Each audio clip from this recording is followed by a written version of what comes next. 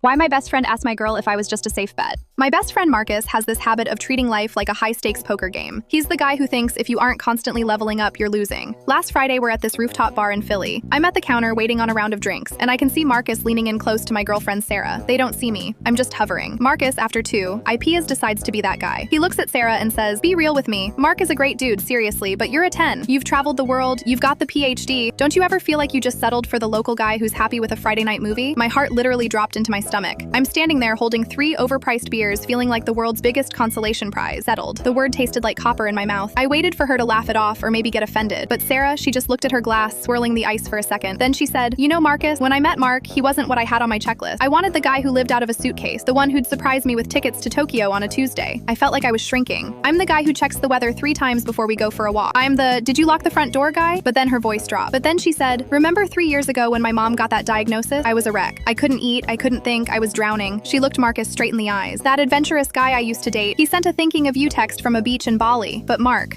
sat on the floor of my kitchen for 4 hours every night just helping me sort through medical bills. He didn't say anything poetic. He just showed up. He was the anchor I didn't even know I was looking for. She took a sip of her drink and whispered, "I didn't settle for a quiet life, Marcus. I chose a man who would never let me feel alone. And honestly, that's the biggest adventure I've ever had." I stood there for a long time just watching. My ego was bruised, sure, but my soul felt 10 feet tall. I walked back over, set the drinks down, and she gave me that small, tired smile that always makes me feel like I've won the lottery. Marcus didn't say another word about leveling up for the rest of the night. I still check the locks twice every night, but now I know she's the reason why that door stays shut.